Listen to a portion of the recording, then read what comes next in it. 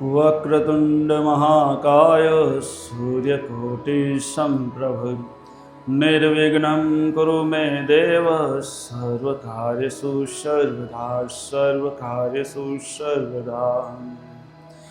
सद्गुरु ने चरणे नमो वड़ी मांगू प्रेम प्रसाद दया करे गुरु दीजियो हरि रस अमृत स्वाद। तो वणी सको ना वर्णवे मारा सदगुरु तणु स्वरूप बुद्धि मन पहुँचे नहीं वही उपमा रहे तय रूप। तो प्रथम पूर्ण प्रेम थी वंदो सदगुरु चरण ताप टड़े संसार ना वड़ी मटे जन्म ने मरण। बोलो सदगुरु देव की जय। निष्कलंक नारायण भगवान की जय। गुरु महाराज चरणों में नमस्कार।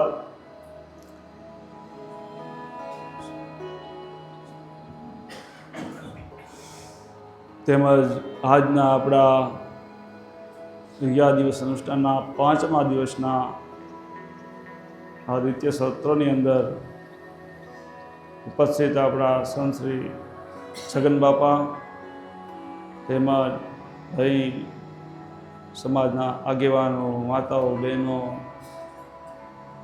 મુખીઓ યુવાનો અહીં બિરાજમાન સર્વે હરિભક્તોના હૃદયમાં બિરાજમાન પરમ કૃપાળુ પરમ ચૈતન્ય પરમાત્મા દ્વારા કોટી કોટી પ્રણામ। હમણાં જયંતિભાઈ વાત કરી કે અડધા દિવસ હાલ્યા ગયા। અડધા દિવસ તો કંઈક હાલ્યા ગયા। 11મું પૂરું થયું તઈ કહેવાય કે આપણે જે સમજો જે કામ કરવા એમ થઈ જાય તેદી ત્યાં સુધી ગમે એટલા દી જાય આપણો હજી સમજી લો કે કાંઈ મેળ આવશે નહીં। અડધા દી થાય ને પૂરા દી થાય સમજવાનું કે આપણે જે કરવા જાય એ થઈ જાય પછી ઘરે જવાનો વિચાર કરજો ત્યાં થયા જ હોય। એ તો ખબર પડે ને પોતાને જ પોતાના મનની તપાસ કરવાની હે તો એ પોતાના મનની તપાસ કોણ પોતાને જ કરવું પડશે અને એ બીજો કોઈ એમાં હાલશે નહીં। એટલે ભજનમાં કીધું કે આ જિંદગીના ચોપડામાં સરવાળો માનજે મનને મહેતાજી કરી કામે લગાડજે। આ મનને મહેતાજી કરીને કામે લગાડજો કે આપણું આ મન હજી ક્યાં સુધી પહોંચવું હે। અડધો રસ્તો કાપ્યો કે નથી કાપ્યો। 11માના તો અડધા દી કાપ્યા પણ મનના જે સમજો પરમાત્મા સુધીના જે રસ્તો એનો અડધો રસ્તો કપાણો એ કપાસે આગળ એમાં ગતિ આગળ થાય તો મેળ પડે ને। એના માટે આપણે કાલનો વિષય ચાલુ હતો કે સતપંથી કેને કહેવાય। સતને માર્ગે જાય સતને મેળવવા માટે આગળ વધે એ સતપંથી કહેવાય ને સત એટલે પરમાત્મા પરમાત્માને મેળવવા આગળ જવાનું હોય। એનામાં અડધો રસ્તો કપાય તો એ કહેજો ક્યાંથી વધુ કાપી ગયા।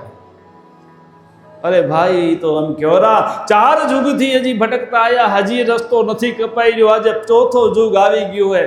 3 યુગ હાલ્યા ગયા તો ચોથો યુગ રહ્યો જેને કે પા ભા કર્યો। આમ તો આ યુગની તો સમજે આયુષ્ય ઓછી છે। માણસની આયુષ ઓછી છે મુદત અને યુગની એ મુદત ઓછી છે પણ ભગવાન એના હાટામાં ભક્તિ સસ્તી કરી દીધી છે એટલો ફાયદો છે।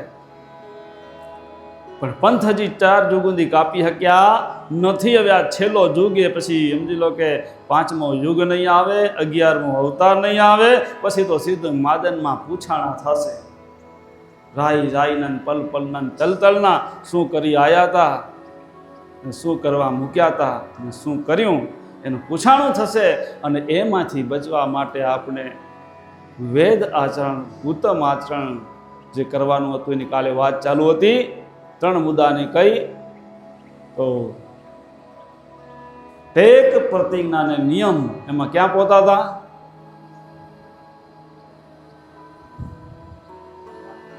હા એમાં કયું હતું તો જુઓ એ આ 3 મુદ્દા આપ્યા એ બધાનો અર્ક કાઢ્યો જેને કહેવાય। અર્ક કાઢીને 3 મુદ્દા જ ખાલી 3 ટીપા દીધા। જેમ સમજો કે પૂજામાં આવે ને બ્રહ્મા વિષ્ણુનું પૂજન કરે બ્રહ્મા વિષ્ણુ મહેશની પૂજા કરે તેના આવાગમનના ફેરા ટળે। આ 3 ટીપા જે છે ટેક પ્રતિજ્ઞા નિયમ આ 3 ટીપા જો જીવનમાં ઉતરી જાય રોમે રોમમાં તો સમજ લો કે આ ભાવ આપણો સુધરી જાય, બેડો પાર થઈ થઈ જાય. ઘણી જણ ટીપા પણ સમજો કે દવા ભલે એટલી નાની હોય પણ એમાં મારી અંદર શું શું તત્વો નાખ્યા લેબોરેટરી કરી તો ખબર પડે તો મારી અંદર આટલામાં હોય કઈ આઈટમ આવે ને. આ ડૉક્ટરને ખબર હોય કે ગોળી ભલે આટલી હોય પણ મારી અંદર કઈ આઈટમો હોય ને. ફેલાણું ડ્રગ્સ કહેવાય. શું કહેવાય તમારી ભાષામાં? ડૉક્ટરની ભાષામાં ડ્રગ્સ કહેવાય આપણી ભાષા. અને આયુર્વેદની ભાષામાં આને શું કે અર્ક કહેવાય. તો આ સદગુરુમાં આયુર્વેદની ભાષામાં શું કે હળવી દવા દીધી કે અર્ક કાઢીને દીધો. તો એ 3 ટીપામાં હજી પહેલું ટીપું હજી એનું એમ વિશેષણ પૂરું થયું નહોતું. તો પહેલામાં પહેલા ટીપાની અંદર સત્ય, પુરુષાર્થ, પ્રેમ, સમાન ભાવની સમા આપી હોય તો એનામાં આપણે પોતાતા બીજામાં સત્ય થઈ ગયું. પછી આવ્યું અર્થ, પુરુષાર્થમાં અર્થ એટલે પેલો ધર્મ, અર્થ, ધર્મ પત્યો અર્થ આવ્યો અને અર્થમાંથી સમજો કે હવે આવ્યું કામ. અર્થ ધર્મ બતાવે, નીતિ ફરજ બતાવે અને અર્થ તો જે કંઈ અર્થ એટલે કે માયા પૈસાથી મળે એ બધું પૈસા શીખે તો એ બધું સમજી લો કે નીતિનું ધર્મના આધારે હોવું જોઈએ. અને પછી કામ એટલે ઈચ્છાઓ. આ જગતની અંદર બધાની ઈચ્છાઓ તો હોય જ ને કાંઈ ને કંઈ, કે ન હોય? ઈચ્છાઓ રહિત થઈ ગયા, બધા શૂન્ય, કાંઈ જોઈતું નથી, હવે બધું પરિપૂર્ણ. બસ હવે એકમાત્ર પ્રભુની ઈચ્છા એવું થયું ના. કોકને વહુ હજી ગોતવાની ઈચ્છા હશે, કે સમજો પોતરા રમાડવાની ઈચ્છા હશે, કે બધા અલગ અલગ ઈચ્છાઓ હોય. પણ સારું ભગવાનને મળવાની ઈચ્છા કેટલાય રાખી ખરી? ઈચ્છા રાખી ભગવાનને મળવાની, પણ જોર બીજી ઈચ્છાઓ ઘણી કરી જાય હારી. ભગવાન તો એવું સાઈડમાં, ઈચ્છા સાઈડમાં પડી છે. તઈ તો 4 યુગથી ધક્કા ખાતા હે, 4 યુગ ગયા તમને ઢૂંઢતા હજુ એને આવ્યો છે. પણ અથર્વેદને વાક્ય ચાલશો તો નિવેડા થશે. આણી દે જે સદગુરુમાં જે અથર્વેદના આધારે જે અર્ક કાઢીને આપણે દઈ દીધો કે આ પ્રમાણે તમે હાલો તો આમાં બધું જ આવી ગયું. વેદ શાસ્ત્ર બધું જ સમજાઈ ગયું. આનાથી બહાર પછી જવાની જરૂર પડશે નહીં. તો કામ એટલે ઈચ્છાઓ તો માણસની ઘણી જ હોય, પણ મનુષ્ય જન્મ મળ્યો હોય તો એ મુક્તિનો દ્વારે નહીં આવે વારંવાર. તો આ મનુષ્ય જન્મમાં એકમાત્ર મોટામાં મોટી ઈચ્છા હોય તો ઈશ્વર પ્રાપ્તિ, પરમાત્મા પ્રાપ્તિ, આત્મ કલ્યાણની ઈચ્છા હોવી જોઈએ. બીજી બધી ઈચ્છાઓ ગૌણ છે. બીજી ગમે એટલી ઈચ્છાઓ કરો એ બધી આ જગતની માયાની હે, જગતના પ્રપંચની ઈચ્છાઓ હોય, પણ પ્રભુની પ્રાપ્તિ સિવાય બીજી કોઈ મોટી ઈચ્છા હોતી નથી. અને તમે જે ઈચ્છાઓ રાખો ને, ઈચ્છાઓ રાખવાની જરૂર નથી, તો દુનિયા આખી કરવાની છે. સમજી લો કે છોરાના હકપણમાં ધ્યાન ન દે ને તો સમજી લો કે પડોશી કે હગાવાલા કે હજુ છોરા મોટા થઈ ગયા ધ્યાન નથી દેતા કે ના કરે, એ બીકના મારે પણ કરશો. દરેક ઈચ્છાની પાછળ કંઈક ને કંઈક બીક છુપાયેલી છે. ધંધામાં સમજો પૈસા કમાવા ને બધું સમજો કે આગળ વધવું હોય એના પાછળ બીક છુપાયેલી છે. જો ધંધામાં ધ્યાન ન દે ને પ્રગતિ ન કરે ને તો હગાવાલા કે ના કે આ ભાઈ નપાટે કાંઈ સમજો પડી જ નથી, કે એ કેદીથી જોઈ રહ્યા એ ગામમાં હાલે રહ્યા. પાછળ બીક છે ને, સમાજની બીક. કોઈક મેણું દેશે, કોઈક ઠપકો દેશે, કાંઈક બીક. હા, જુવાનિયાઓને ધંધામાં ધ્યાન દેવું પડે. કેમ ના દે? ધંધામાં ને તો હારાવાળા આવીને ધમકાવી જાય, જમાઈ ધંધામાં ધ્યાન દેજો નહીંતર દીકરી લઈ જશો. એટલે છોરાઓને એમ પણ ખબર નથી આપને. દરેક પાછળ બીક છુપાયેલી છે, પણ આપણે મનથી એમ નથી કે બીકે. આપણે તો હોશે મંડ્યા રહ્યા, એ આ કરું હું કરું, પણ પાછળ બીકે. તમે શાંતિથી વિચારજો, આમાં ધ્યાન ન દે તો શું થાય? તમે સામાન્ય રીતે કોઈ પ્રસંગમાં વ્યવહાર હોય દેતી લેતી નો ને એનામાં એ બીક હોય કે સારું જો ક્યાંક એમ જો દેતી લેતીમાં વધઘટ થઈ ગયું ને તો કોઈક મેણું દેશે. આટલી વ્યવહારમાં ખબર ન પડે કે ન કે હોય. બીજે દી આવી જાય વાયા થતું એવું કહેતા હતા કે તમને આટલી ખબર ન પડે વ્યવહારમાં. તો બધે બીક તો છે જ, પણ હારી જેની બીક રાખવીએ એની જ બીક નથી રહેતી. બીક તો મારા હરિની હોવી ખપે કે મારાથી સમજો કે હરિથી વિરુદ્ધ જો આચરણ થશે, પ્રભુના કાયદાના વિરુદ્ધ જશું તો મારું શું થશે? આની બીક નથી. એટલા હારું સદગુરુમાં કીધું કે જીકર ફિકર વિના જીવડા ન પાકે. જીકર એટલે સતત અને ફિકર એટલે ચિંતા, ડર, બીક. મારાથી આ મનુષ્ય દેહ મળ્યો હે અને છતાંય જો મારાથી કંઈ નહીં થાય મારા જીવના માટે તો મારું આગળ શું થશે? આવી બીક ખરી? આવી બીક કેને નથી? આની બીક નથી, બાકી વ્યવહારમાં, પરિવારમાં, બીજા બધા વિચારો, આશાઓ છે ને એની પાછળ બીકું છુપાયેલું છે, અને આની પાછળ કોઈની બીક નથી. જ્યાં બીક રાખવાની છે ત્યાં નથી રાખતા, અને નથી રાખવાની ત્યાં રાખી. શું તો એવું છે, અવળું થઈ ગયું આપણે બધું, અવળી ગંગા વહેરી આપણી. બીક રાખવી તો પ્રભુની રાખવી, કે મારાથી કોઈ દોષ ન થાય, બંધન ન થાય, પ્રભુના માર્ગે આગળ વધતા ક્યાંય વિઘ્ન ના આવે, એની બીક હોવી. આપણે હગાવાલાથી બીએ, પરિવારથી બીએ, સમાજથી બીએ, પણ ભગવાનથી નથી બીતા કે હારું આખરે જવું તો એના કને હે, એની બીક નથી. તો જીકર ફિકર વિના તો આપણે એમ લો કામ એટલે ઈચ્છાઓ તો મોટામાં મોટી ઈચ્છા આપણી ઈશ્વર પ્રાપ્તિ, પરમાત્મા પ્રાપ્તિની હોવી જોઈએ. એટલારું ભગવાને ગીતામાં કીધું કે જે કોઈ મને મેળવવા માટે જપ કરે, તપ કરે, સાધના કરે, જોગ કરે, કાંઈ બી કરે, અને કરતાં કરતાં જો વધુરેથી પિંડ પડી જાય તો બીજી વખત એવી જગ્યાએ જન્મ આપું જ્યાંથી એની અધૂરી ભક્તિ ચાલુ થાય અને મને આવીને મળે. પણ જીવનમાં લક્ષ્ય શું હતું એનું? ઈશ્વર પ્રાપ્તિ, પરમાત્મા પ્રાપ્તિનું લક્ષ્ય હતું.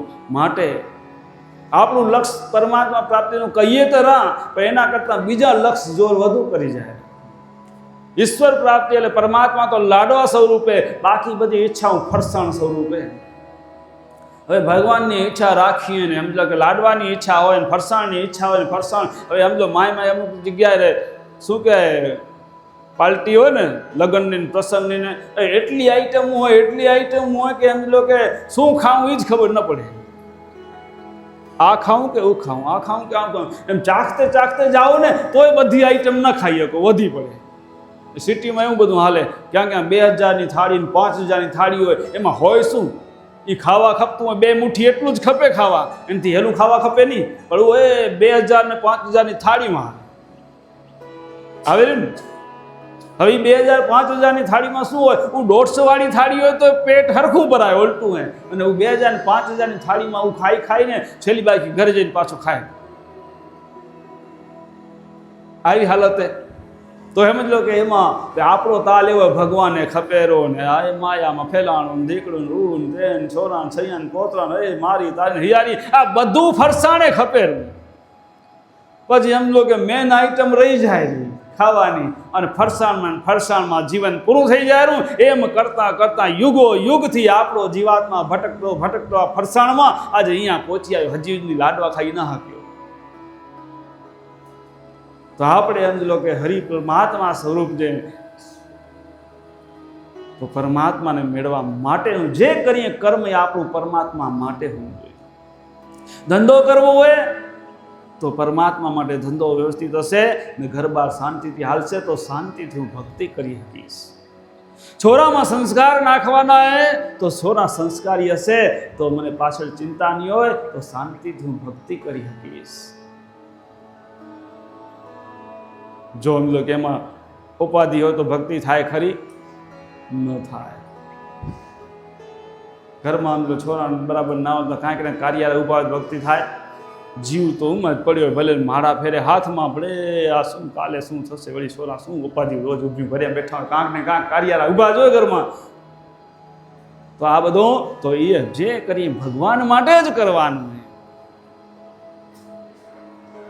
સંસારમાં સારા સંબંધ રાખ્યા હોય તો ગમે ત્યારે વાંધો ના આવે, તો આપણે શાંતિથી ભક્તિ કરી શકશું. બસ ભગવાન માટે જ કરવાનું હોય જે કરવું હોય એ. અને આપણે આપણા મારું કરી રહ્યા, મારું કરતા મરી જવાના. પણ પ્રભુ આ બધું છે તારું, આ તો હું તારો ખાલી સેવક હોઉં. જે તે મને ફરજ હોપીએ એ મારે ખાલી ફરજ કરવાની. છોરા એમ લો કે ભગવાનના આપણા ખરા ઘણા બિચારા બાધાઓ માનતાઓ કરીને થાકી પડે તોય મેળ પડતો નથી. તો એ આપણી તાકાત ખરી નહીં, તો પ્રભુની કૃપા છે. પ્રભુએ આપણે ફરજ આપીએ એ પ્રભુની ફરજો અદા કરવાની કે બાળકોને મોટા કરવા, વ્યવહાર કરવા જે છે ને એ બધી પ્રભુની આપણે હોપેલી ફરજ છે. અને ફરજ કોઈ આપણે ધંધો બિઝનેસ કરતા હોય કે નોકરી કરતા હોય એમાં જે ફરજો બજાવીએ એમાં સંસાર વ્યવહારની પણ ફરજ છે. બાકી આ સંસાર તો ભગવાનનો આપણો નથી ને આપણો કરી બેઠા હે તો પછી માર ખાશું, તો પછી ભગવાનના ઘરની અંદર જમના ઘરની જમદૂતના ઘરની માર ન ખાવી પડે.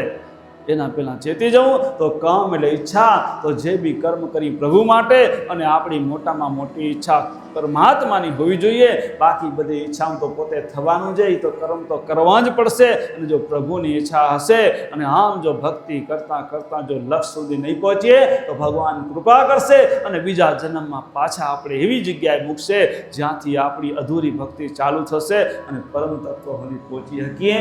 એ પરમાત્માની સાથે સાથે કૃપા મળશે, જેને કહેવાય ભાગ્યમાં હોય તો થાય. ઘણા એમ કે પાછા હો મને ઘણા એમ લોકો અમુક ભૂટક્યા એમ માણ્યા કે મહારાજ એ તો ભાગ્યમાં હોય તો થાય. તમારા ભાગ્યમાં હશે કે સાધુ થવાનું? મેં કીધું વાત સાચી, ભાગ્યમાં હોય તો જ થાય, ભાગ્ય વગર કાંઈ જડે નહીં. પણ ભાગ્ય લખે કોણ? આ તો વિધાતા જે લખ્યું હોય લેખ એમ થાય. મને એમ કે પાછા મેં કીધું એ વાત સાચી, તમારી કોઈ વાત ખોટી નથી. પણ બિચારા વિધાતા અને બધા જે કંઈ પરમાત્મા એમ આપણા શાસ્ત્રોમાં કે વેદોમાં જે વર્ણવેલા હે એ બધા જ દેવી દેવતા સાચા, કોઈ ખોટા નહીં, સમજી લો. પણ વિધાતા એ સાચા, પણ વિધાતા કને સત્તા કેટલી?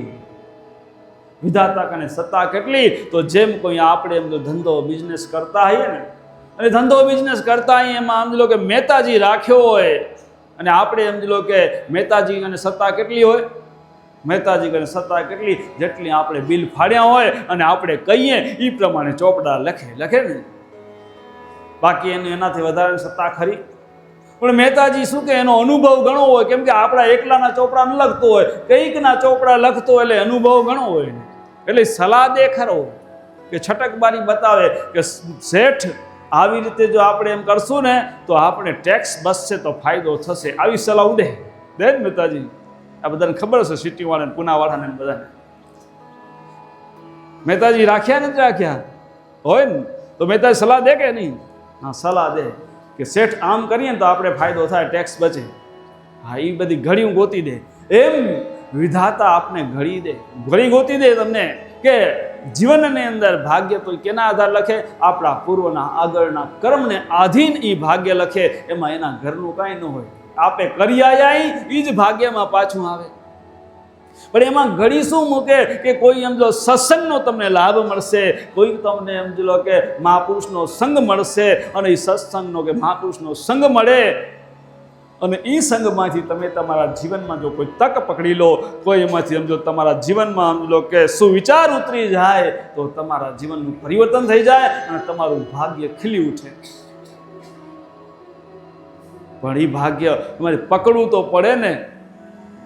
જેવું કરો, કેમ કે ભગવાને બુદ્ધિ સ્વતંત્ર આપીએ. ભગવાનને એમ લો કે તમને જેવું કરો એ તમારી મરજી. સારું કરવું શું કરવું તમારા હાથમાં. તમને 11માં આવું કે ના આવું એ તમારા હાથમાં હે કે મારા હાથમાં? તમને આવવું જ પડશે. હું કહું તો મજા આવે તો આવો, લોકો ના આવો. સાચી વાત ખોટી વાત? તમને શું કરવું તમારા હાથમાં. તમારે ભક્તિ કરવી કે ન કરવી એ તમારા હાથમાં હે કે નથી? તમારે મોબાઈલમાં બેહી રહેવું કે માળામાં બેહવું એ તમારા હાથમાં. એમાં સમજો કે ભગવાન શું કરે, એમાં ભાગ્ય શું કરે, એમાં વિધાતા શું કરે, એનું કંઈ હાલે ખરું? અને એટલા માટે સતશાસ્ત્રનો સંગ કીધું હોય. એ સંગ હશે તો મન આપણું ભક્તિમાં લાગશે, નહીં તો લાગશે નહીં. અને આપણી ઈચ્છાઓ તો સમજો પાછી વળશે પ્રપંચમાંથી અને પ્રભુની ઈચ્છા તો થશે પરમાત્મા તરફ જવાની. નહીંતર ગમે એટલા 11માં કરી નાખીએ, એક કાનમાંથી આવે ને બીજા કાનમાંથી જાય, એમાં કાંઈ વળતર ના આવે. આવા તો 3 યુગ તો હાલ્યા ગયા, આજે 4થા યુગમાં પહોંચ્યા, કાંઈ વળતર આવી. પણ એટલું ખરું કે હરિની કૃપા થઈ કે મનુષ્ય દેહ મળ્યો, ભગવાને આપણે ચાન્સ આપ્યો, મોકો આપ્યો. માટે જે કંઈ શાસ્ત્રના શબ્દ જો જીવનમાં ઉતરી જાય એ ક્યારેક આપણે કામ લાગી જાય, ખબર ન પડે. એક ચોર હતો, ચોર. હવે ચોરને ત્યાં 4 દીકરા. હવે 4 દીકરા અને ચોર હતો, એનો બીજું કોઈ ધંધોની ચોરી કરે, જ્યાં ત્યાં ધાડ પાડે અને હોય માલતા ખાય પીએ ને હવે કે ખૂટેરો માલ તો વળી કેનું ઘરનું છાપરું તોડે. આમ કરીને એનું જીવન હાલતું ગુજરાન. અને દીકરાઓ બધા સમજી લો કે મોટા થયા પણ અકર્મી સમજી લો થોડા હતા. અને એ બધા પાછળ ચોર બધાને શીખાડ્યું, ધંધો જ નહોતો શીખાડ્યો. અરે યાર આખો ચોરીનો જ ધંધો કરે. હવે ચોરીનો ધંધો કરે. આ બાપો થયા મોટા જે હતા વડીલ, હવે મોટા થયા, ઉંમરથી ઘેઢા થયા, ખાટલો આવ્યો. હવે સમજી લો કે ખાટલામાં પીલાતા હતા. એટલે છોરાઓ 4 દીકરા હતા. બાપા આવડી તકલીફ, હવે તમારા જીવને શાંત કરો, શાંત. એ કે શાંતિ થાય એમ નથી કે મને અંદરથી હજી તમારી એમ જો ચિંતા હે. છોરાઓ કે અમારી શેની ચિંતા હે કે અમે તમે બરાબર તમારો વારસો હાંચવશું, ટેન્શન ન લ્યો. સમજ્યા? તમારો વારસો હાંચવશું.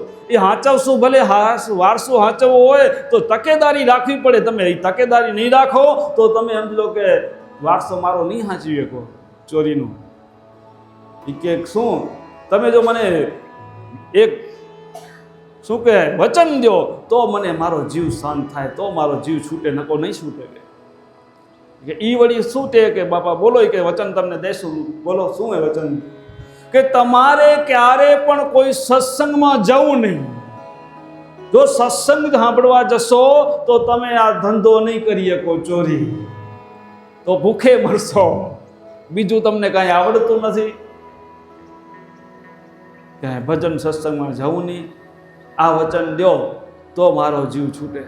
ભલે બાપા તમને દીધું આ વચન કે અમે હવે ક્યારે અમે કદી એમ જો સત્સંગમાં જશું નહીં, કોઈ કદાચ આમંત્રણ થઈ જાય અને ક્યારે સત્સંગ સાંભળવો જ નહીં, ગમે ત્યાં જાઓ તો સત્સંગ થતો હોય તો એનાથી પરા જ રહેવું.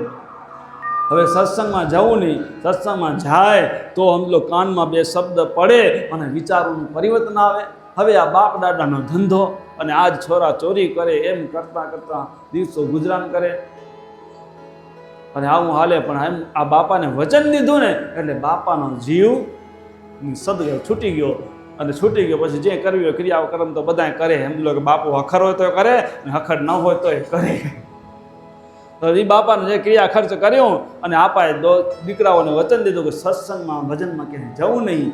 એટલે દીકરાઓએ ભલે કીધું તું બાપાને ક્યાં સત્સંગ ભજનમાં કોઈ આમંત્રણ દે, પડોશીમાં ગમે ત્યાં ગામમાં કથા આવે કાંઈ આવે, જાય જ નહીં. આમ કરતાં કરતાં દિવસો વીતતા જતા હતા. એક વખત એક ભાઈ એમાંથી નીકળ્યો હશે રસ્તામાંથી, હાલ્યો જતો હતો અને કથાનો મંડપ દીઠો કથા ચાલુ હતી. અને કથા ચાલુ હતી, મંડપ દીઠો એટલે કાનમાં આંગળી ગાલ નાખી. હા, સત્સંગના શબ્દો કાનમાં ઘરી ન જવા આપે, સંભળાવા ન ખપે. કાનમાં આંગળી ગાલી મૂકી એટલે ભાઈ થયો આગળ હાલો જાય. પણ હોતે જ્યાં કથાનો મંડપનો ગેટ હતો ને ત્યાં કુદરતને કરવું કાંટો પડ્યો તો બાવળિયાનો, ઓખાઈનો. એ સીધો પગમાં ફ્રાક કરતો ઘરી ગયો. અરે ઓય મારે કરીને કાંટો કાઢવા જ્યાં ગયો ને કાનમાં 2 શબ્દો પડી ગયા કે દેવને પડછાયો ન હોય. આટલું સાંભળી ફટાફટ કાઢીને કાનમાં આંગળી ગાલી નાખ્યું. આટલું સંભળાઈ ગયું, કેટલું? દેવને પડછાયો ન હોય. આટલું જ સંભળાણું ખાલી. અને હાલ્યો ગયો પાછો. અને એના જીવનમાં જેમ ચોરી કરતો એમ કરતે કરતે એક દી વિચાર આવ્યો કે આ ઝીણી જાડી ચોરી રોજ કરવી પડે, એના કરતાં એક કામ કરીએ કે મોટી રાજાના મહેલમાં ધાડ પાડું ને તો જીવન આખીની ઉપાધિ મટી પડે. પછી એમ લો આખું જીવન શાંતિથી હોખે બેઠો ખાવું, શાંતિથી ખાવું. એટલે વિચાર કર્યો કે હવે જઉંમાં રાજાના મહેલમાં. ચોરને તો બધી ઘડી ઉઠતી હોય. ચોર ત્યાંથી રાતના અંધારામાં નીકળ્યો, મોઢા બોઢા બાંધી અને છુપા વેસે. એ બધા હુઈ જાય તો રાતના 12 વાગ્યા પછી બધા કામ થાય. એ નીકળ્યો તો ખરો. એને પછી એમ તો ખજાનો ક્યાંથી શું બધું તપાસ કરી લીધી પહેલી. અને પછી રાજાના મહેલમાં ધીરે ધીરે ઘરી ગયો અને ઉમાંથી એમ તો ઘર્યો તો ખરો. અને એમાં તો ખજાના જોયા, હીરા માણેક સોના ચાંદીથી ભરેલા. અને આ બધા જોયા એટલે એને આ બધું આમ તો મોટો પોટલું બાંધી જવું, પછી જમા રાખીને હોખ. હવે મોટું પોટલું બાંધ્યું તો ઉપડે નહીં. હવે ખણવું કેમ? હવે રાજાઓ કને તો પેલા કારુબારું બહુ સગવડ નહીં, એના કને વાહનમાં બધા પશુ હતા. આ બધું ખણવું કેમ? હવે માથલા માળેથી નીચે મૂકું તો બીજો કોઈ સમજી લો કે વાહન હાલે નહીં, ઘોડો નીચો પડે, બીજા બધા નીચા પડે. આ હાંડીઓ હોય ને તો માથલા માળેથી માથે હાંડિયામાં મૂકવું આવડું રહે. એટલે પેલી હાંઢિયાને સગડો કરી બાંધીને મેલની નજીક બાંધ્યો. હાંઢિયાને બાંધીને હાંઢિયા માથે એમ લો કે એ પોટલું હપડતું બાંધી અને એના માથે મૂકી અને પોટી હાંઢીએ માથે ચડી અને નીકળી ગયો. ત્યાંથી ઘરે ગયો અને વિચાર આવ્યો કે હવે ચોરી તો કરી આવ્યો, પણ આમ લો કે સવારે ખબર પડશે દરબારમાં કે આપણા રાજમાંથી ચોરી થઈએ એટલે તપાસ થશે અને સૈનિકો તપાસ કરવા ગામમાં નીકળશે. જો પકડાઈશ તો ઉપાધિ, એના કરતાં બધું છુપાવી દઉં. હવે આ છુપાવી દઉં એમ કરીને ખાડો બાડો ખોદી અને બધો માલ જેમ આપણે દસુન કાઢીને ભગવાનના નામની એ એમ લો કે ચોરે કાઢે પાછા. હો, એ માતાજીને માનતા હતા, એ માતાજીના નામને કે એમાંથી ભાગ કાઢે, જે બી ચોરી કરે એમાંથી. માતાજી અમે ચોરી કરવા જઈએ અમારું રક્ષણ કરજો, ક્યાંય પકડાઈ ન જઈએ, એના નામે માતાજીનો ભાગ કાઢે. પણ વિચાર કર્યો કે હમણાં બધું ઉપાધિ કરવા જઈશ તો હમણાં તો પકડાઈ જવાય, એના કરતાં બધું હમણાં રાખી દો. માતાજીને કે આ બધું શાંતિ થઈ જશે ને પછી તમારો ભાગ કાઢીશ એવી પ્રાર્થના કરીને ખાડો ખોદીને બધું દાંટી મૂક્યું. હવે બધું દાંટાઈ ગયું અને દાંટી નાખ્યું. પછી હાંઢીઓ હોય એ પકડાઈ જાય તો ઓળખી જાય કે આ રાજ દરબારનો હાંઠી હોય, એટલે હાંઢિયાને મારી કરીને બધું વીખી નાખ્યું. અને પછી હાંઢીઓ હોય તો પકડાય ને, હાંઢિયાને મારી મૂક્યો. હવે પછી એમ લો કે પકડાય ને એવું બધું સગવડ તો કરી નાખી. અને બીજે દી સવારના રાજા ને બધા પ્રધાન ને બધા જાગ્યા, રાજ દરબારની કાર્યવાહી ચાલુ થઈ અને તપાસ કરતાં ખબર પડી કે જાણથી આપણા રાજ દરબારના ખજાનામાંથી મોટો ભાગની મોટી ચોરી થઈએ. હીરા ઝવેરા સોના ચાંદીનો માંથી ત્યાંથી ચોરી કરી ગયું. હવે કોણ કરી ગયું ખબર નહીં. સિપાહીઓને કીધું કે તમે તપાસ કરો, ચોરી કોણ કરી ગયું. તપાસ ચાલુ થઈ. એમ તપાસ કરતાં કાંઈ ખબર ન પડી, સમજણ ન પડી, જડી નહીં ચોરી. એટલે પછી રાજાએ વિચાર કર્યો એક કામ કર્યું કે કોઈ આ ચોરી શોધી દે તો એને સમજી લો કે 1 લાખ રૂપિયા ઇનામ. એ જમાનામાં હમણાં તો 1 લાખ રૂપિયાની કિંમત આવે, પણ પહેલાં રાજા સાહેબના વખતે 1 લાખ એટલે કેટલા થાય કે 1 લાખ રૂપિયા ઇનામ કે એને. એટલે વિચાર કર્યો કે હમણાં હજી મેળ પડશે નહીં. આ બધું સાંભળ્યું એટલે એને ઘામાખામાં ખબર પડી જાય કે રાજા ઇનામ મૂક્યું હોય, ચોરને ગોતવા માટે રાખ્યું હોય. એટલે હમણાં હજી ભલે દાંટ્યું પાટ્યું પડ્યું હોય, હમણાં હજી કઢાય નહીં એમ કરીને. પણ એ ગામમાં એક વેશ્યા હતી, એને વિચાર કર્યો કે જો હું રાજાને આ ચોર ગોતી દઉં તો મને 1 લાખ રૂપિયા જડે અને મારું જીવન સુખી થઈ જાય. કે તેથી તો 1 લાખ રૂપિયાની કિંમત ઘણી થાય ને. તો જઈને રાજાને કીધું ભાઈએ કે હું કે ચોરને ગોતી દઉં. તો કે કાંઈ વાંધો નહીં, તને ઇનામ દેશું. આ ભાઈએ વિચાર કર્યો કે ખબર હોય ને કે કયા એરિયામાં કેવા માણ રહેરા. હવે સમજો આ એરિયો પટેલવા હશે, આ એરિયો સમજો કે મહાજન સમાજનો આ એરિયો હોય ને આ એરિયામાં ચોર સમાજ રેડી આ એરિયામાં બધા કામ ધંધો નથી કરતા તો એના પેટ કેમ પડતા? ચોરી કરતા હોય તો જ પેટ પડતા હોય ને. એટલે આ એરિયાવાળા બધા નકામા કામ નથી કરતા, માટે આ લોકો ચોરી કરતા હશે. હવે એમ કરીને બાઈએ કીધું વિચાર કરું, એમ કરીને તપાસ કરું અને શું શું ચોરી થઈ હતી એની તપાસ કરી. પહેલી તો રાજાને ત્યાંથી જાણવા મળ્યું, પ્રધાને કીધું કે સોના ચાંદી ઝવેરાતના બધું એ માલ ગયો હોય અને હાથે બીજું એક હાંઢિયો ગયો હોય અહીંયાથી ચોરીમાં. એક હાંઢિયો ઓછો થયો, આટલો માલ ઓછો થયો હોય બરાબર. તો હાંઢિયો ક્યાંક તો હશે ને. હવે એમ લો કે આ બાઈ હતી હોશિયાર, એટલે ગઈ ભિખારણનું રૂપ લીધું. ભિખારણનું રૂપ લઈને ભિક્ષા માગવા ગઈ અને એમ હાલી જાય ભિક્ષા માગવા. એ જે બધા નકામો એરિયો હતો ને ત્યાં ગઈ કે છે કામ ન કરતા હોય, ચોરી કરતા હોય બને ઘરોઘર ભિક્ષા માગે કે કોઈ મને એમ લો કે હાંઢિયાનું માંસ જોયું કે મારો પતિ બીમારે અને એની દવામાં હાંઢિયાના માંસથી હાજો થાય એમ. હવે એ કે અમારા કારણે હાંઢિયાનું માંસ નથી, કે એ નબળો એરિયો બધો ખાતો પીતો હોય પાછો. એટલે એ ત્યાં કે એ નથી એમ કરતે આ જે હાચા ચોરનું ઘર હતું ત્યાં પહોંચી ગઈ. એ ઘરે ગઈ. બાયું આમ દયાળુ હોય ને, બાયું દયાળુ હોય. ઓલ્યાએ બાઈએ કીધું કે માંસ જોયેલું મારા પતિની દવા કરવા માટે. એ કે ભલે કે એને કાઢીને થોડુંક માંસ કાઢીને દીધું. હા લઈ જા. એ કે ભલે કે આ તમને માતાજીના આશીર્વાદ દઉં કે ભગતાજી તમારો એના કંકુવાળા હાથ કરી. જે ભિખારણ હતી બાઈ જે ચોર ગોતવા નીકળી હતી એની ડેલી માથે ને 2 હાથના પંજા મારી દીધા કંકુવાળા કરીને. માતાજી તમારું ભલું કરે, તમારું કલ્યાણ કરે કે તમે મને મારા પતિની દવા માટે હાંઢિયાનું માંસ દીધું. શું નિશાન મારી આવી કે આ ઘર ચોરનું હે નક્કી કરવા.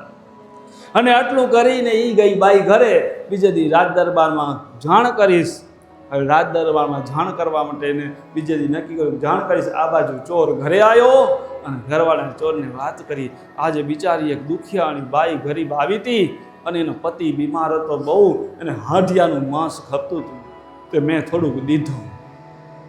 હા, સમજી ગયો કે હાંડિયાના માંસ લેવાનું કોઈ ભિખારણ આવે એના પતિને દવાનું એમ એ બને નહીં. આ તો સમજી લો કોઈ સીઆઈડી હતી.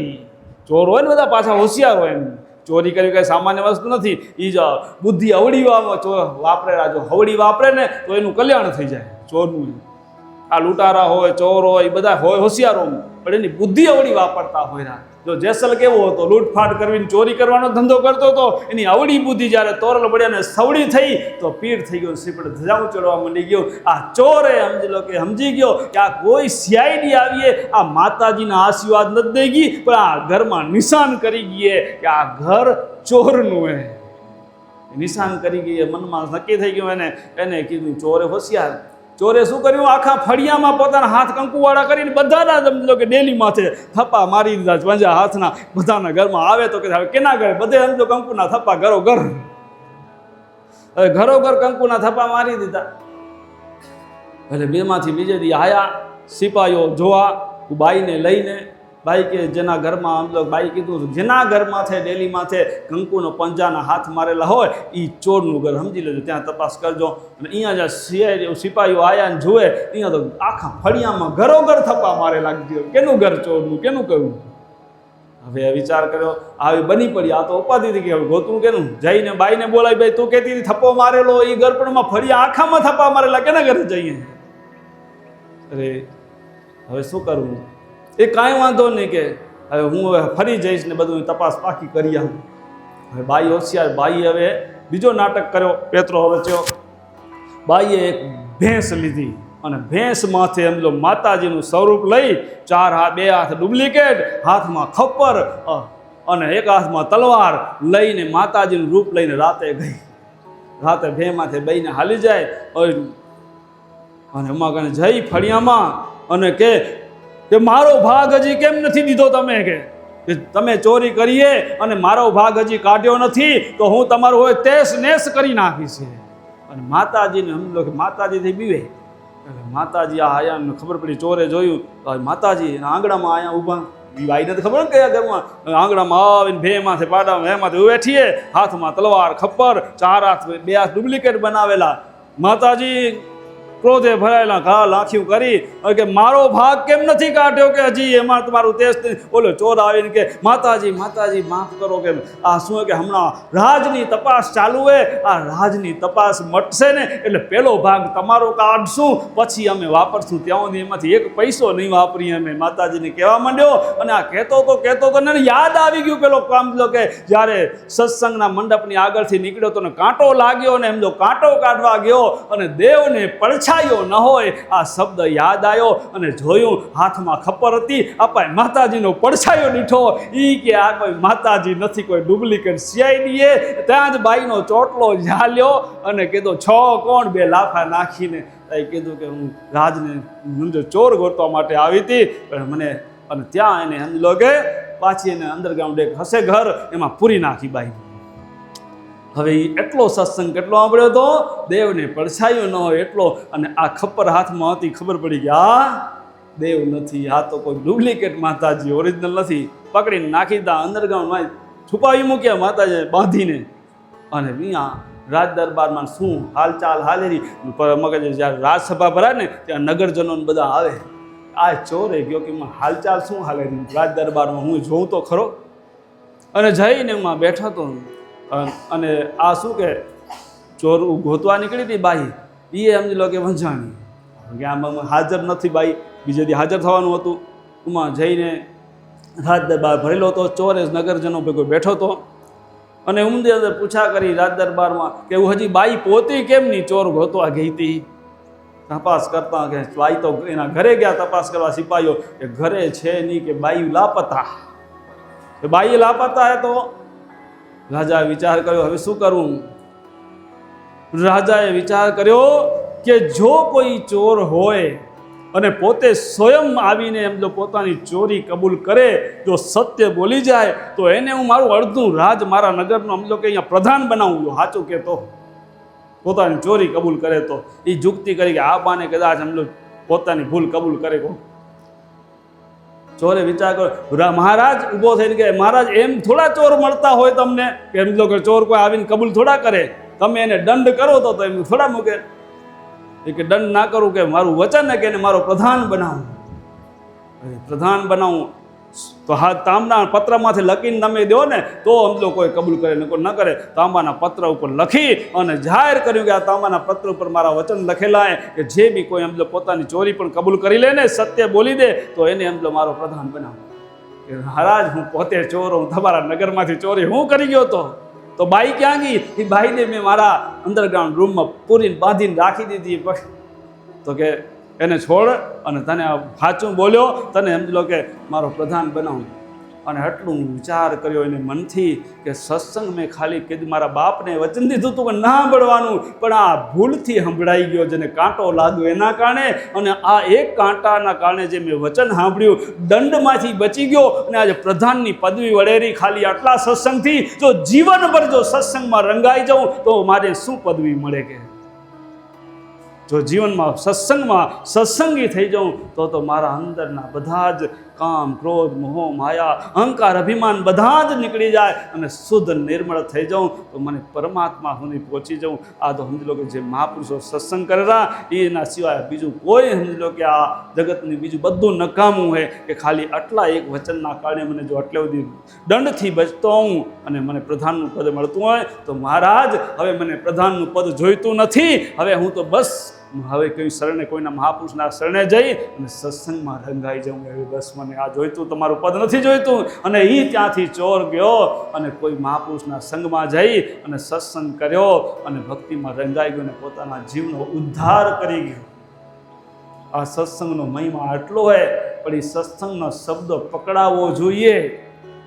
એક કાનમાંથી આવે અને બીજા કાનમાંથી હાલ્યો જાય તો એમાં કાંઈ ફાયદો થાય નહીં. આ દ્રષ્ટાંત હતું, પણ દ્રષ્ટાંતનો સિદ્ધાંત શું કહેવા માંગેલો એ સિદ્ધાંત પકડવાનો હોય. તો સિદ્ધાંત પકડાઈ જાય તો આપણો બેડો પાર થઈ જાય. તો આપણે જે બી સત્સંગમાં જઈએ એમાં સતશાસ્ત્રના શબ્દો પકડવાના. સતશાસ્ત્રના, કેમ કે અત્યારે તો અનેક લોકો શાસ્ત્રો લખાતા જાય અને સમજો કે ઘણી જગ્યાએ તમને સારું લાગે એમ સમજો કે બોલાતું જાય અને સત્સંગમાં ઘણા સમજો કે હખર લગાડવા માટે બોલે. હવે સમજો કે વચ્ચે આ મેં સાંભળ્યું હતું કે કોઈ આ માસિક ધર્મ પાળવાની જરૂર ન હોય, એ તો શરીરનો મેલ કહેવાય. હવે આવી રીતે અને આપણે શાસ્ત્રો અને મહાપુરુષો બધા કહેરા કે માસિક ધર્મ પાળવો જોઈએ. હવે તમે પકડી લો કે આ જેને મોદી સાહેબના હાથે એવોર્ડ મળ્યો એ કે એ તો સાચું ને, અને એમ આપણે નબળું પકડી લઈએ તો એમ જો એટલે પકડવું શું? તો સતશાસ્ત્રના શબ્દો હોય ને એ જ પકડવા. હવે દુનિયામાં બધું અત્યારે આવે. ઘણા કે મહારાજ અમે તો મોબાઈલમાં સત્સંગ કરી લઈ રહ્યા. આ દુનિયામાં પણ મોબાઈલમાં કેટલું બધું સાચું આવે. મોબાઈલમાં સાચું હોય ને ખોટું હોય ને બધું આવે, પણ એમાં જો પારખ બુદ્ધિ હોય તો ઠીક છે, નહીંતર છેતરાઈ જઈએ. હા એવું ને. એટલે સતશાસ્ત્ર વાંચવાના જે મહાપુરુષો જે પોતે સ્વયં દઈ ગયા આપણે શાસ્ત્રો ને સિદ્ધાંતો, એ સિદ્ધાંતો પ્રમાણે હાલશો તો આપણું કલ્યાણ થશે, નહીંતર થશે નહીં. આ માસિક ધર્મનો પ્રશ્ન આગળ આવશે, પછી લેશું. તો આપણી એમ લો કામ એટલે ઈચ્છાઓ, તો ઈચ્છા મોટામાં મોટી પરમાત્મા પ્રાપ્તિની હોવી જોઈએ. જો પરમાત્મા સુધી નહીં પહોંચીએ તો પણ પરમાત્મા બીજી વખત આપને ચાન્સ આપશે કે જેથી કરીને આગળ પરમાત્મા, પણ બીજી બધી આશાઓ છોડી એકમાત્ર પરમાત્માની ઈચ્છાથી જીવન જીવવાનું. અને એનામાં યોગ્ય થવા માટે, યોગ્યતા પ્રાપ્ત થવા માટે આપણે આપણા જીવનની અંદર ધર્મના સિદ્ધાંતોને ધારણ કરવા. તો સમજી લો કે પરમાત્મા અપનાવે. ખાલી લુખી ઈચ્છાથી કાંઈ થાય નહીં. ધર્મના માર્ગે હાલવાનું, પરમાત્માની ઈચ્છા રાખવાની, તો પરમાત્મા બીજી વખત ચાન્સ આપે.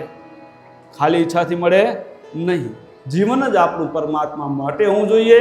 આ પરિવાર છે તો એ બધા ઋણના સંબંધે ભેગા થયા એટલે શાસ્ત્રમાં કીધું કે ઋણ સંબંધે આવી મળ્યા સુતે દારાને દે લેવા દેવા જ્યારે મળશે માર્ગ લાગશે તે.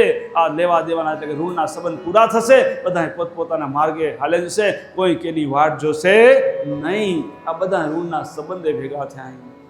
માત પિતા તારા કુટુંબ કબીલો સ્વાર્થના સાથીદાર છે, અંત સમય સંગે કોઈ નહીં ચાલે, ઘર જ તણા ગુલામ છે.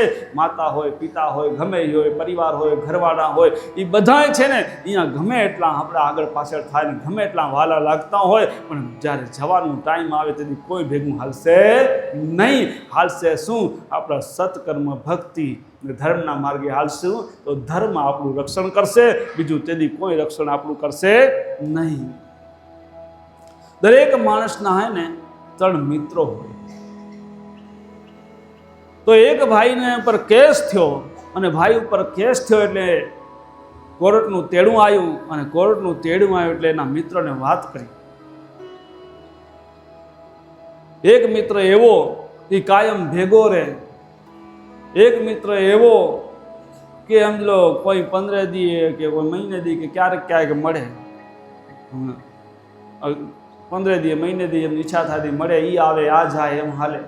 ને કોઈક મિત્ર એવો કે સમજો કે કદી 12 મહિને એકાદી વાર મળે. આવા મિત્રો 3.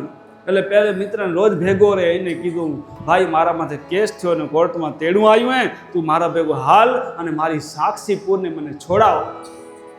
ભાઈ એ બધું મિત્રતા આપણી સાચી, પણ કોર્ટમાં હું ભેગો હાલું નહીં. એ તું જાણ, તારું કામ જાણે. બીજા મિત્ર હતો જે એમ લો કે મળે આવે જાય ને એ બધા, તો એ મિત્ર બધો કે હું હાલું ખરો પણ ઝાંપા ઊંધી હાલું છે એટલે કોર્ટમાં અંદર ના હાલ. ઝાંપા ઊંધી હાલ તો શું કામનું? કોર્ટમાં હાલીને તું સાક્ષી મારી પૂર તો મને સમજી લો કે એમાંથી છૂટાય, કેસમાં નહીં તો ન છૂટાય. એ ન થાય. જ્યારે ત્રીજા મિત્રને કીધું કે ભાઈ તું હાલ મારા ભેગો, કે હા કાંઈ વાંધો નહીં, કે હું તારા ભેગો ના હાલું તારું કામ ના કરું તો તારો મિત્ર છે નો કે. આ મિત્ર એવો નીકળ્યો જ્યારે કદીક મળતો હોય એ મિત્ર, અને જે જલ્દી મળતા હતા, રોજ ભેગા રહેતા હતા, એ કોઈ સાથ દીધો નહીં. તો કે હું હાલીશ ભેગો અને હું સાક્ષી પૂછીને તને છોડાવીશ, હાલ વેલો. એ કયો કે જ્યારે છેલ્લી ઘડીએ આપણે ભગવાનના દરબારમાં ભગવાનની કોર્ટમાં હાજર થવાનો આવે ને વારો, તેથી સમજી લો કે જે આપણો મિત્ર જે માયા છે, સમજી લો કે જે કંઈ આ સોના ચાંદી ઊન તેમ ભેગું ભાઈ ને રોજ લઈને ફરી રહ્યા, એ કંઈ ભેગું નહીં હાલે. ત્યાં એ બધું હશે એ ઉતારી લેશે, વીટી હશે અને આ બુટિયા હશે, કદાચ સમજી લો કે હાથમાં હુણી ગયો હશે નહીં નીકળે કાપીને પણ કાઢી લેશે બધા. હોનું ભેગું જવા ન દેવાય, બાપા ભેગું મા ભેગું જવા દેવાય ના. આ બધી શ્વાસની સગાઈએ જ્યાં સુધી શ્વાસ છે ને હાલેરો ત્યાં સુધી બધા આપણા હે. શ્વાસ ગયા પછી કોઈનું નથી, કોઈનું નથી. નાકના બધા મરો મથી ને કોઈ આપણું છે જ નહીં. શ્વાસ ગયા પછી પૂરું, પછી તો કાઢવા વેળાથી હવે જલ્દી કાઢજો, કાઢવાની તકડ થઈ પડે. નકો રોજ બખે લઈને મળતા હોય અને જે પૂરું થઈ ગયું, શ્વાસ નીકળી ગયો તો કાઢવાની તકડ કરે, જાઓ હવે ઝપાટો કરો, મોડું થશે. આ આપણો સગાઈ, આ બધું આપણો સમજી લો કે. તો અહીંયા મિત્ર જે બધી માયા કે ના મારાથી મોદી હલાય નહીં. અને કંઈક મળ્યાવાળા મિત્ર જે હગા વાલા બધા હતા ને, એ બધા આમ લો કે કોઈ અઠવાડિયે 15 દિને મળતા હોય, એ બધાને કીધું તો એ બધા કે અમે હાલીએ તો ક્યાં સુધી ઝાંપો કયો શમશાન સુધી હાલશું, બાકી ભગવાનની કોર્ટ સુધી અમે નહીં હાલીએ. શમશાન સુધી હાલે, પછી કોઈ આગળ હાલે, શમશાનમાં વડાવી આવે પછી પૂરું. અને ત્યાં ભેગું કોણ હાલશે? કે સમજી લો કે વારે તહેવારે ભગવાનના પૂજામાં ગયો હોય, કે શું કહેવાય દિવાળી કે પડવાના કે કદીક એ ધર્મનું કાર્ય કર્યું હોય, ભક્તિ કરી હોય, ત્યાં સેવા કરી હોય, અને એ તેથી જે ધર્મ છે એ ધર્મ એમ કીધું કે ભલે કે હું હાલીશ ભેગો સાક્ષી પુરીશ કે આ અમલો પૂજામાં આવ્યો તો, આને અમલો કે સેવાના કાર્ય કર્યા હતા અને આ કરી તો હું સાક્ષી પુરીશ અને તને આ તારી સજામાંથી તને છોડાવીશ અને મુક્ત કરાવીશ. ધર્મ છે એ આપણું રક્ષણ કરશે. બાકી જગતની માયા પરિવાર જે છે બધાય કોઈ આપણે બચાવશે નહીં, ધર્મ આપને બચાવશે. માટે ધર્મ એટલે ભગવાન, અને ભગવાન ધર્મ છે, અને ધર્મ તો ભગવાનને ભેગો રાખી અને જે બી કાર્ય કરશું તો એ આપને છોડાવશે. તો ભગવાનને ભેગા રાખવા, ધર્મને ભેગો રાખો, અને જે કંઈ ભગવાનના પ્રતાપે મહાપુરુષોએ જે આપને સિદ્ધાંતો આપ્યા હે ધર્મના, એ સિદ્ધાંતોને જીવનમાં ઉતારી અને આપણું જીવન જીવું, અને આપણા જીવનનું એકમાત્ર લક્ષ્ય પરમ તત્વની પ્રાપ્તિ રાખવું. બાકી જગતની માયા તો સમજો કે સેજે સેજે એના માટે થઈ જ જશે, નહીં કરીએ તો થઈ જશે, બાકી બીજું થાય કે ન થાય. તો આપણે સમજી લેવાનું હવે આપણા જીવ માટે કરવાનું. મનુષ્ય જન્મ એ મુક્તિનો દ્વાર નહીં આવે વારંવાર, તો આવો ચાન્સ પછી મળશે નહીં. તો કામ એટલે ઈચ્છા, એટલે મોટામાં મોટી ઈચ્છા પરમ તત્વની પ્રાપ્તિ, પરમાત્માની પ્રાપ્તિ રાખવાની, અને એ ઈચ્છા રાખશું તો ધર્મ અર્થ કામ અને મોક્ષ, તો મોક્ષની પ્રાપ્તિ થશે. જો જગતની માયાની ઈચ્છા રાખી તો હમ લોગ જગતનો માયાનો પ્રપંચનો મોહ હશે તો સમજી લો કે મોક્ષ નહીં થાય, ને મોક્ષ નહીં થાય તો પરમ તત્વની પ્રાપ્તિ નહીં થાય. માટે મોહને છોડવો પડશે, અને તો મોક્ષ થશે. માટે જીવન પૂરું થાય એના પહેલાં મોહનો ક્ષય થઈ જવો જોઈએ. કોઈ જાતનો મોહ રહેવો ન જોઈએ. જીવન પૂરું થાય ને જો મોહ રહી જાય, એટલે મોહ એટલે આશાઓ રહી જાય તો આશા તેવા વાસા. જેવી જેવી આશાઓ રહી જાય ત્યાં ત્યાં આપણે પાછો પૂર્ણ જન્મ લેવો પડે. તો મોહનો ક્ષય અને કર્મના બંધનમાંથી છૂટી જઈએ. કર્મના બંધન ભક્તિથી છૂટે, અને મોહનો ક્ષય તો આપણે જ્ઞાનથી છૂટે, સમજણથી છૂટે. તો જ્ઞાનથી છૂટે, સમજણથી છૂટે, અને એનામાંથી છૂટવામાં આપણને 3 વસ્તુ નડે રહી. 3 વસ્તુ કઈ નડે રહી? તો મળ, વિક્ષેપ ને આવરણ. મળ, વિક્ષેપ, આવરણ એ આપને પ્રભુની નજીક જવામાં વિઘ્ન રૂપ થાય. મળ નામ પાપ, વિક્ષેપ નામ મનની ચંચળતા, આવરણ નામ અજ્ઞાન. મળ નામ પાપ, જે પાપ આપણા જન્મના પૂર્વ જન્મના જે કરેલા હોય એ આપણે એને ઈશ્વર તરફ જતા રોકે. ઘણા કે મહારાજ અમે ધ્યાનમાં બહીને એ ખોટા વિચાર આવે ને હું આવે, એ શું કામ આવે? પૂર્વ જન્મના કર્મ તમને બાધક થતા હોય, એમાં રોકતા હોય ઈશ્વર તરફ જવામાં, ધ્યાન કરવામાં. હવે એ બધું સમજી લો કે પૂર્વના કર્મ આપણે બાધક રૂપે એ વિઘ્ન નાખે, અને એને સમજી લો કે દૂર કરવા હોય તો સદગુરુમાં જે શાસ્ત્રમાં કીધું હોય કે ભક્તિ કરવી તો એમ મન નહીં લાગે, પણ જેમ તેમ કરીને આદરો ના લાગે તો એ મંડી જ પડો, મૂકો જ નહીં એને, તો એક દી લાગશે. એક દી કામ થઈ જશે તમારું. મન થાય કે ન થાય તો એ મંડી પડો. કેમ કે આ મનુષ્ય જન્મ ભક્તિ કરવા માટે મળ્યો હોય, આત્માનું કલ્યાણ કરવા માટે મળ્યો હોય, તો ઈચ્છા થાય કે ન થાય તો એ મંડી પડો. પણ ઈચ્છા હું બીજું ભલે થતી હોય એને મૂકી દો, અવર ઈચ્છા છોડી દો, એક ઈશ્વરની ઈચ્છા રાખીને ભક્તિમાં માંડો. નહીતર મોબાઈલ તમને છોડવાનો જ નથી, ભગવાનની ભક્તિ કરવા દેનારો જ નથી. માટે એને છોડો. કોઈ તમને આડો આવે, ભક્તિમાં આવે કે ના આવે, એ દીવાબત્તીએ ફટાફટ કરીને વળી મંડી પડે, થઈ ગયો, હુટકો ટળી ગયો. આ હુટકા ટાળવામાં કાંઈ વળતર આવશે નહીં. માટે આનો ઉપયોગ કરવો ખરો, પણ કામ પૂરતો કરીને પછી ન ખપે સાઈડમાં, અને પછી શું ખપેરું? આપણે તો ભગવાન જોઈએ, આ બીજું કાંઈ જોઈતો નથી. આવું રાખી અને બાકીનો સમય સદગુરુના વચન પ્રમાણે ગાળો તો આપણે પ્રભુ સુધી પહોંચી શકશું, નહીતર નહીં પહોંચાય. વર્ણનામ પાપ, એ પાપ સ્નાથી કપાશે તો ભક્તિથી કપાશે. નામે પાતક છૂટે, નામે નાશે રોગ. નામ સમળો નહીં કોઈ તપ, તીર્થ વર્તને જોગ. એ નામ શ્રવણ, તપ કરવું હોય તો એક બાજુ બેસવું પડે, બીજું ગમે એ કરવું પડે, પણ નામ શ્રવણ તો હાલતા ચાલતા, ખાતા પીતા અને ફ્રી થઈ તો બહીને પણ થઈ શકાય, ને હાલતા ચાલતા પણ લઈ શકાય. બાકી બીજું બધું કરવું હોય, તપ તીર્થ ને યોગ ને તો બીજા કંઈ કાર્ય કરવા હોય એના સ્પેશિયલ સમય કાઢવો પડે. પણ સમરણ તો કાંઈ બી ન હોય ઉપાય તો હાલતા ચાલતા લઈ શકાય. એના માટે સમય એક્સ્ટ્રા કાઢવાની જરૂર પડે નહીં. હા, સમય મળે તો બેવાનું, પણ ન મળે તો એ હાલતા ચાલતા થઈ શકે. તો પણ મન એવું રંગાઈ જવું જોઈએ.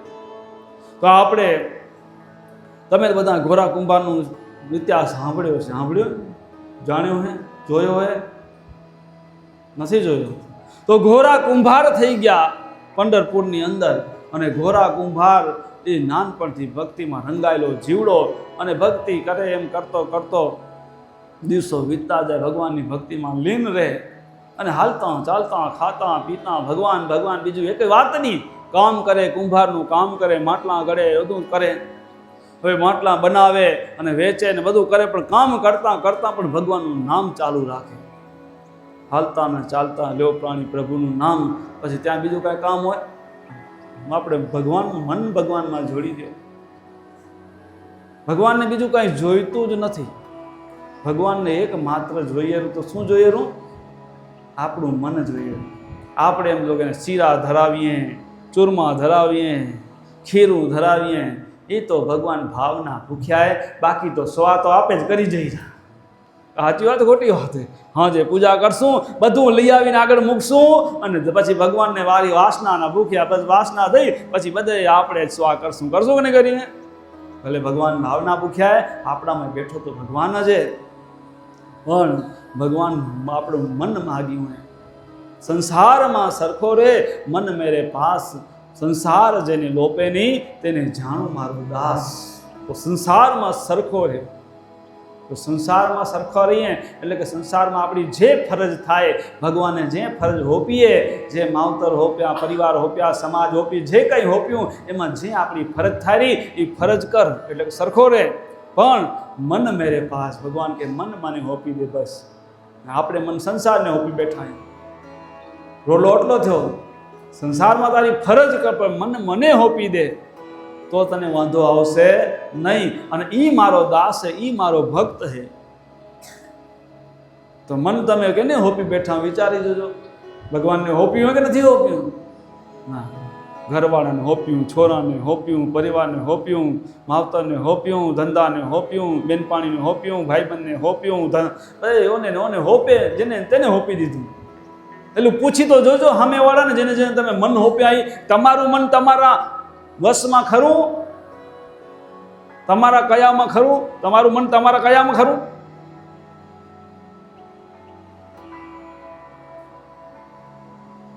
હખર લગાડવા હા ના કરવાની, ઈમાનદારીથી કહેવાનું. ઈમાનદારીથી કે સત્પંથી કહેવાય.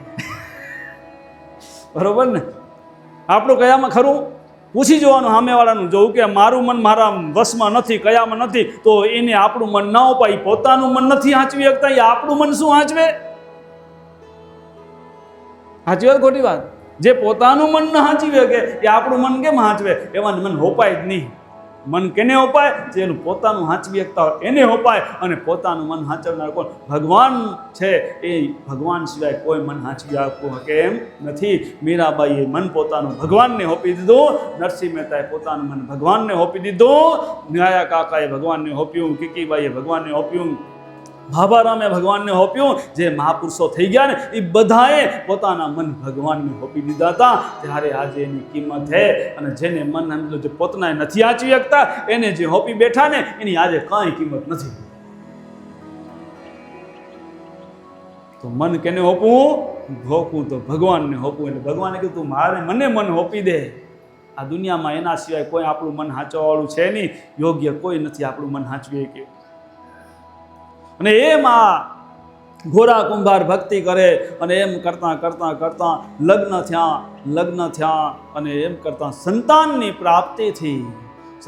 પ્રાપ્તિથી હવે એમ તો ભાઈએ નોખા થાય, ભાભીનું બનતું નહીં, એટલે પછી નોખું થવું પડ્યું હતું. ને બાપાએ એમ તો ઘોરા કુંભારનું ઘર ને બાજુમાં ભાઈનું ઘર, આ બાજુ એમ કરતાં બાળક નાનું હતું એટલે ઘરનું કામ કરવું પડે ઘરવાળાને. તે પહેલાં તો એવું તો નહોતું કે ભીત ગંગાવું નથી. પહેલાં હમણાં ભીત ગંગાવું આવી ગયું. જ્યાં જોઈએ ત્યાં ભીતમાં, ઘરમાં, રસોડામાં, રૂમમાં, બધે ભીત ગંગાવું છે ને. પેલા નળકા જ્યાં હવે ભીતમાંથી આવે ને નળકા એટલે ભીત ગંગા. પહેલાં તો ભરવા જવું પડતું પાણી, ભારે કૂવા આવે ને તળાવે. ત્યાં ઘરવાળા ઘોરા કુંભારના પાણી ભરવા જવું હશે. ઘોરા કુંભારનું કામ તો અમ લોકો માટીના વાસણ બનાવવાનું, એના માટે માટી ગૂંદવી પડે.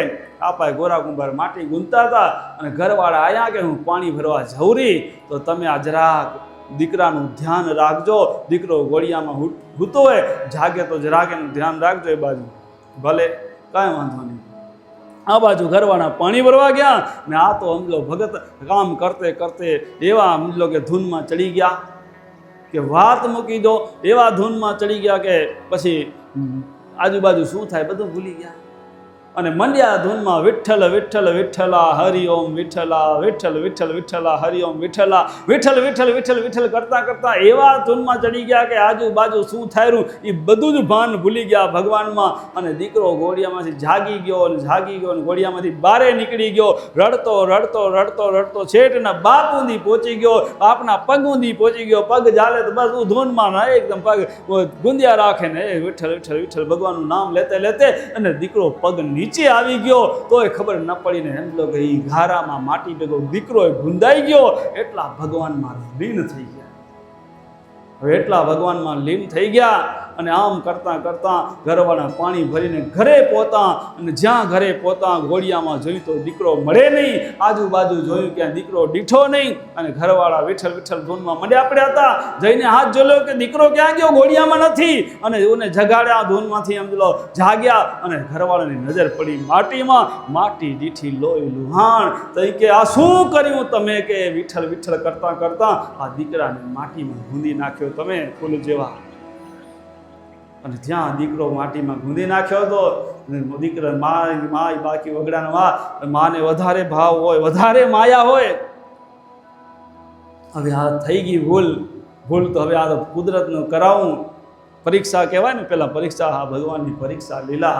હવે પગની જે દીકરો ગુંદાઈ ગયો, ઘરવાળા રો કકડ કરે બધું કરે પણ હવે કાંઈ પાછું કાંઈ થાય નહીં.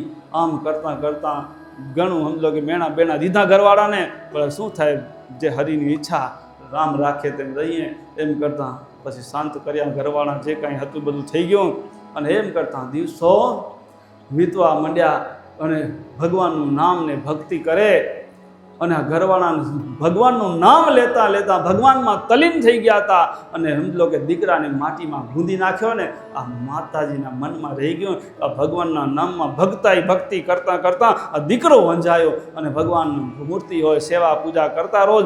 એ માતાજીને ગુસ્સો આવ્યો. આ મંડ્યા હતા સમજો કે ભગવાનને હવાના પોરમાં સેવા કરવા અને માતાજીએ મૂર્તિ ખણી ઘરવાળાએ અને હમણાં જ ફગાવ્યા બારે કે એમ કરીને ગુસ્સે થયા કે મારા ભગવાનને શું ક્યાં લઈ જાવ કે આ ભક્ત તમારા ભગવાનના લીધે દીકરો વંજાયો. ભગવાન તમારો શું કામનો કે એ ભગવાનને દે મને કે જ્યાં લેવા ગયા ને ત્યાં ક્રોધમાં માતાજીથી બોલાઈ ગયો મને તમે 800માં નકો તમને રામ દુહાઈ.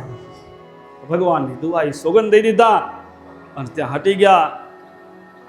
ભલે આ ભગવાન મૂર્તિ મૂકી દે, ભગવાન એમાં શું ગુનો કરે, ભૂલ મારી એ ભગવાનની થોડી એ મૂર્તિ રાખી દીધી.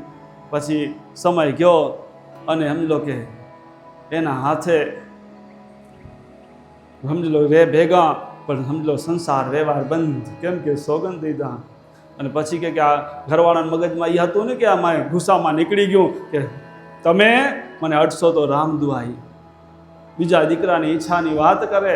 હવે બીજો દીકરાની ઈચ્છા આપણાથી રખાય નહીં. તમે મને રામ દુહાઈ દીધી, મને 800માં નહીં તો તમને રામ દુહાઈ. વિચાર હાચે. હવે શું આ તો ભગત જેને કહેવાય બોલ્યું વચન ફરે નહીં. વચન વિવેકી જે હોય નર ને નાર એને બ્રહ્માદિક લાગે ભાઈ. જે વચન એકવાર નીકળી જાય ને એ વચનમાં સમજો કે પૂરા હોય ને એને બ્રહ્માજી વિષ્ણુ દેવો પણ એને પ્રણામ કરે. હવે આ વચનના કારણે હવે વિચાર કર્યો વંશ વેલો કેમ આગળ વધે. ઘરવાળા વિચાર કર્યો કે મારી હજી નનકડી બોને એનાથી તમને પરણાવું અને આપણો વંશ વેલો આગળ વધે. હવે નનકડી બોન એ કે આમ ભગવાન જેમ રાખે એમ બરોબર હારે લગ્ન નથી કરવા બીજા. પણ આ ઘરવાળાની જીદ આગળ કાંઈ હાલે નહીં. એમ કરીને ભલે કીધું હવે તમારી ઈચ્છા બીજું શું થાય એમ કરીને પછી હામાં માવતરે જઈને વાત કરી બધી. માવતરે કીધું કાંઈ વાંધો નહીં એમ કરીને લગ્ન એની બોન હાથે કરાયા. બોન હાથે લગ્ન કર્યા. જ્યારે સમજો જાન લઈને જ્ઞાન ફેરા ફરીને પાછા વળે ત્યારે સમજો કે ત્યાં પાછા હાઉએ કીધું જમાઈ જેમ મારી પહેલી દીકરીને સુખી રાખો એવી જ મારી બીજી દીકરીને સુખી રાખજો નહીંતર તમને રામ દુહાઈ. થયું પૂરું ત્યાંથી અને આયા ઘરે અને પહેલેથી ખાટલો નોખો એ કાં કે મારી કાંઈ ભૂલ હે? જે નાની બોન આવી હતી પરણીને કે ના, ભૂલ તારી નથી, મારા ભાગ્યની ભૂલ હે. કાં કે આજે તારા આપણે જ્યારે પાછા વળાયા ને ત્યારે માએ શું વચન દીધું કે જેવી મારી પહેલી દીકરીને સુખી રાખો રા, એવી જ આ મારી નાની દીકરીને સુખી રાખજો, નહીં તો તમને રામ દુઆઈ મારા ભગવાનના સોગંદ દીધા. અને પછી હકીકત બધી જણાવી. શું હતી કે રામ દુઆઈ તો અમારા આગળની જે કિસ્સો બની ગયો હતો એના બોન હાથેનો એ બધો કીધો. પણ આ સંસ્કારી હતી દીકરી, એટલે બે બોનું હળી ભળીને ઘર હાંચવે અને કે હવે જે ભાગ્યમાં હતું તે. આમ કરતા દિવસો વીતતા જતા હતા. અને કામ શું એનું? કુંભારનું. માટી ખોદી આવી, માટી ગુંદવી, માટીને માંથી એને વાસણ બનાવવાના. અને માટીની ખાણમાં માટી ખોદવા ગયા હતા. માટી ખોદતે ઓચિકતાની માટીની ભેખડ ડળી. અને ભેખડ ડળીને એમાં ગોરા કુંભારમાંથી જ્યાં ભેખડ ડળી અને મરશે એમ કરીને આ બે ઘરવાળી ભેગી ત્યાં આંજલો કે હતું બાજુમાં, અને બે હાથ ઝાલી અને માટીમાંથી કાઢવા ગયું. ખેંચ્યા, કાઢી તો લીધા માટીમાંથી, ડળતી હતી માટી એનામાંથી, પણ ત્યાં કાઢી લીધા. એટલે ગોરા કુંભાર કહે તમે મને શું કામ બચાવ્યો? તમે રામ દુઆઈ હતી કે આ 800માં નહીં તો તમને રામ દુઆઈ, તમે મને અડ્યું શું કામ? હવે જઈ અને ઘરે હવે એના હાથ પકડ્યા હતા અને કાઢ્યા હતા. અને ઘરવાળા અંદર ઘરે કામ કરે, બારે પાવડો રાખી અને પાવડામાંથી પોતાના હાથ, કે આ હાથથી આજે ખોટું કામ થઈ ગયું, આ હાથ ન અડવાના હતા.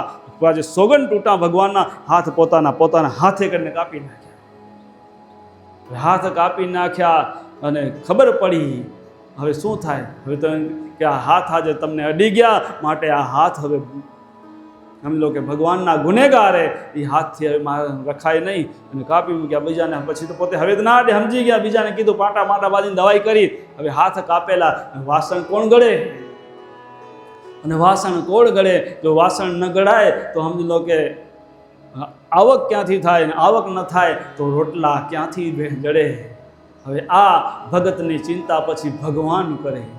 ભગવાન વૈકુંઠમાં બેઠા વિચાર કરે કે હવે તો મને જવું પડશે, કે નકો આ ગોરા કુંભારનો પરિવાર હાકલશે કોણ? અને માંથી વૈકુંઠમાંથી ભગવાન કે હું તો જવરો મારા ભગતનું કામ કરવા. હું ભેગા માતાજી કે હું કે હાલું કે તમારો ભગત એવો કયો એ વળી કે મારો ઘોરો કુંભાર મારો ભક્તે એને આજે એમ લો કે હાથ બાથ કપાઈ ગયા વચનને ખાतिर. એને વચન એનું તોડ્યું નથી. મારી દુહાઈ એને એમ લો કે જે છે એને પાડીએ, તો માટે હવે મને એનું કામ કરવા જવું પડે. માતાજી હું હાલીશ તો તને કુંભારણ થવું પડશે. ભગવાન કે હા કે તમે કહેશો એમ કરીશ, કુંભારણ થઈશ કે. માતાજી બન્યા કુંભારણ, ભગવાન બન્યા કુંભાર. અને એમ કરતા ઘોરા કુંભાર કને આ આંગળે ભગવાન તો બધું જાણે, એને કાંઈ એડ્રેસ પૂછવાની જરૂર ન હોય, પણ નાટક કરતા ભગવાનને ઘણા આવડે. એટલે ભગવાન જઈને ગોરા કુંભારને કે ઘોરા કુંભારનું ક્યાંય ઘર જોયું, એના નામ બહુ સાંભળ્યું હોય કે એના વાસણ બહુ? હા કે હું પોતે જ ઘોરો કુંભાર. આવો બેહો મહેમાન ગતિ કરી બિહાર્યા. એમ આ બાજુ કે તમારો બહુ ધંધો સારો હાલે, ગામમાં બધાથી વાસણ ઘણા એના વેચાતો કુંભાર, ગોરા કુંભાર. તે આ કે અમારે ત્યાં દુકાળ પડ્યા અને અમારો ધંધો હાલતો નથી બહુ, એટલે અમે અહીંયા ધંધામાં નીકળ્યા. અહીંયા અમે કુંભાર, આપે એમ લોકો નાતી ભાઈ હઈ. ભગવાન કે તો કે શું કરવું? તો કે તમે કામે રાખો. જો કે મને જરૂર હે, મારાથી એમ જો કામ થાય એમ નથી, વાસણ ગળાય એમ નથી, તો હું એને મારાથી ચાકડો ફરાવીશ. કે હાથ ના હોય તો એમ લો કે ચાકડો ફરીએ કે એમ ચાકડો ફરાવીશ ને તમે વાસણ ગણજો તો તમને ભગવાન રોટલો દેશે ને મને ભગવાન રોટલો દેશે. કે એમ કરીને ચાલુ કર્યું. આ બાજુ એમ લો કે હા ભગવાન વાસણ ગળે અને આમ કરતે ઘોરો કુંભાર આડો અવળો હોય ને તો ભગવાન તો આવડે તથાસ્તુ કરીને ઢગલા કરી મૂકે વાસણ. ભગવાન તો ખાલી એવું હોય ત્યાંથી બધું બતાવવું પડે, નકર ખબર પડી જાય. એ ભગવાન અને વાસણ બોલતા પહેલાં વેચાતા હતા હેલા, એનાથી હેલા વેચાય. અને બીજા બધા એમ તો કુંભારને અદેખાયું આવે ને આ ધંધાભાઈમાં અદેખાવું હોય. હાલી ત્યાં કરતા દિવસો વીતતા જતા હતા. દિવસો વીતતા હવે હામું કેટલા દી રહેવું ભગવાનને? અને સમજી લો કે પોતાના હાથે એમ લો કે ખાય એવું ઘરવાના મૂકીએ, ખવાય નહીં, એટલે બીજું કોઈ ખવડાવે તો ઠીક. હવે એમ ઓલા જમવાનું બેઠા હશે, જમવા દેવા આવ્યા, ભગવાનને દીધું, આને દીધું. તો કે ભગવાનને પેલા આયા એટલે હવે કે ભગવાનને કે તમે જ જાણે કે જમાડો, એટલે ભગવાન એને જમાડે. હાથેથી ખવાય નહીં. પહેલાં તો આમ જેમ તેમ કરીને બીજા આમ કરીને ખાતા. તો ભગવાને ઘોરા કુંભારને ભગવાન પોતાના હાથે જમાડે અને પોતે જમે.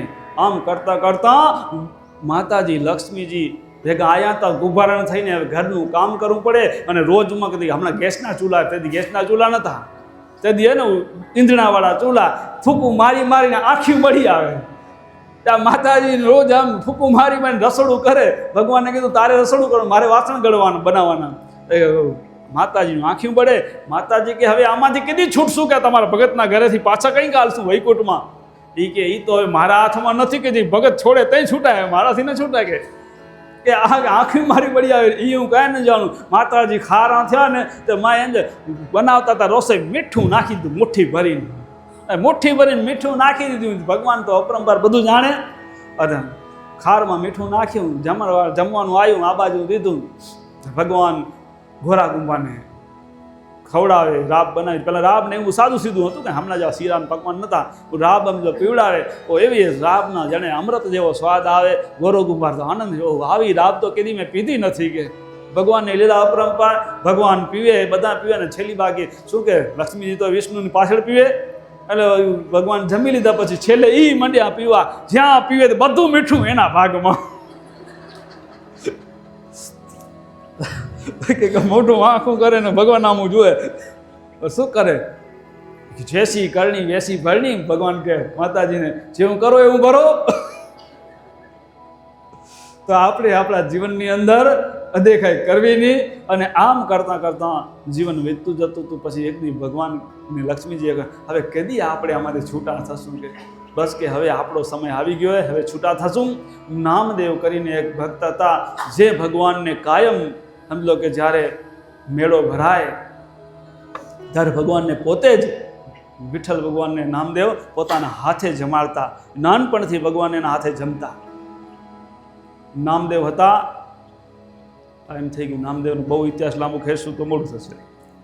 તો ભગવાન એના હાથે જમતા, નામદેવના હાથે. એટલે ભગવાનનો સમય આવ્યો મેળાના દિવસે યાગમાં જમાડવા.